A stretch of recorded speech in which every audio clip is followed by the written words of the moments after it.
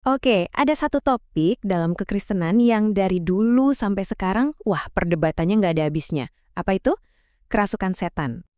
Dan pertanyaannya itu benar-benar menusuk langsung ke inti kepercayaan kita kan.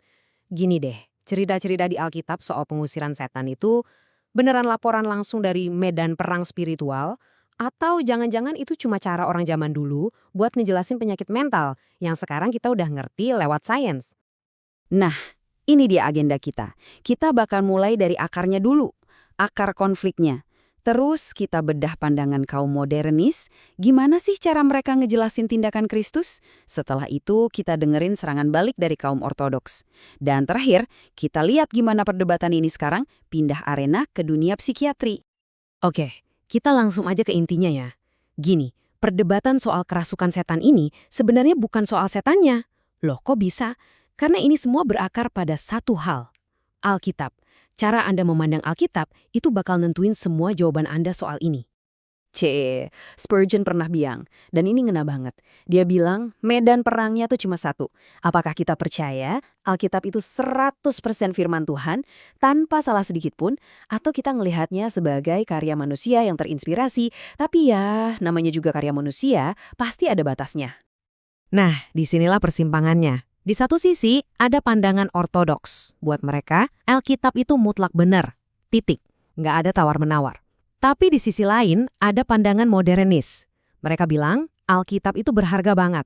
Tapi kita harus ingat, itu ditulis oleh manusia di zamannya dengan segala pemahaman dan ya mungkin bias mereka saat itu.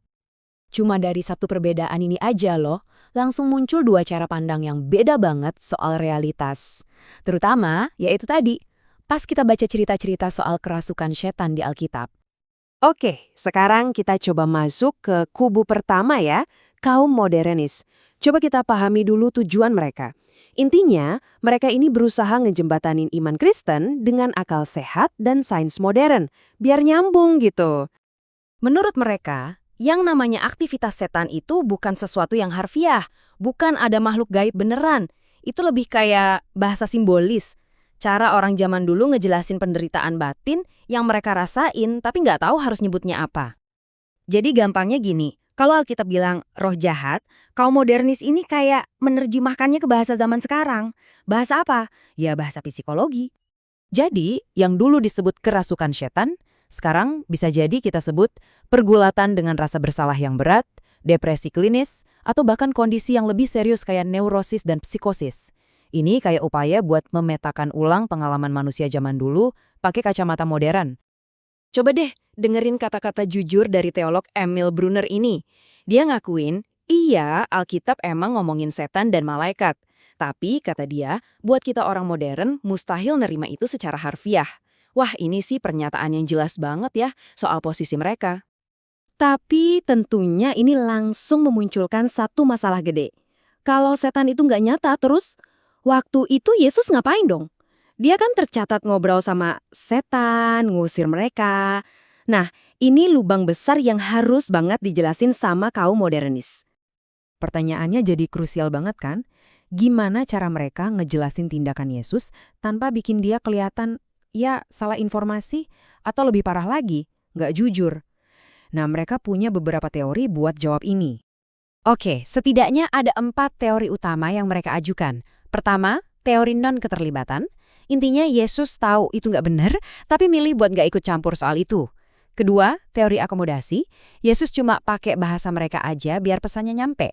Ketiga, ini yang paling kontroversial nih, teori keterbatasan, yang bilang bahwa Yesus dalam kemanusiaannya, ya, ikut percaya mitos yang sama kayak orang-orang di zamannya.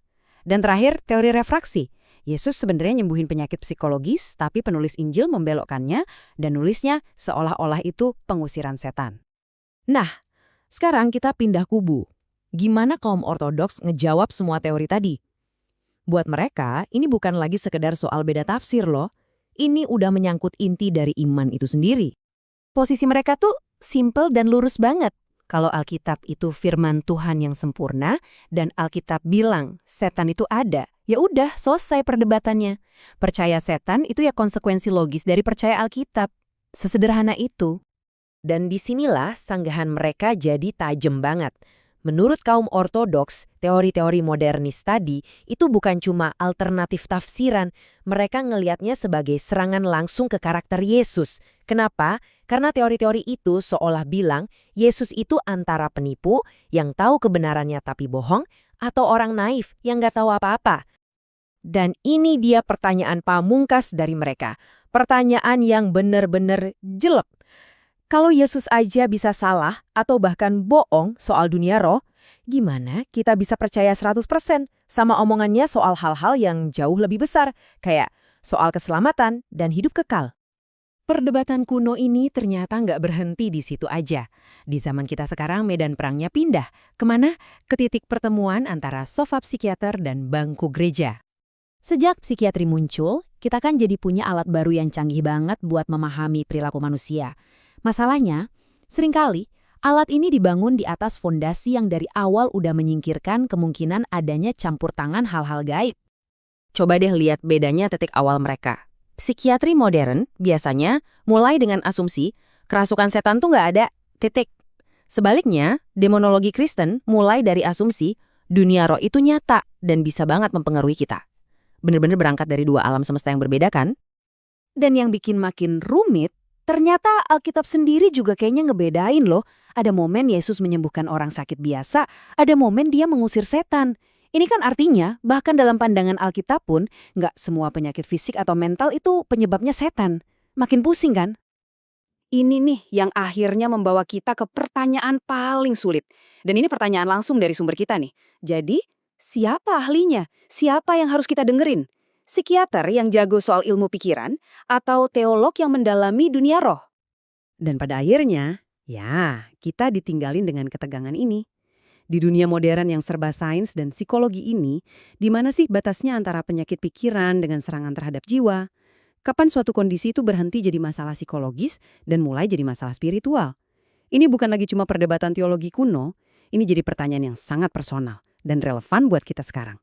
Dan yang pasti, perdebatan ini masih jauh banget dari kata selesai.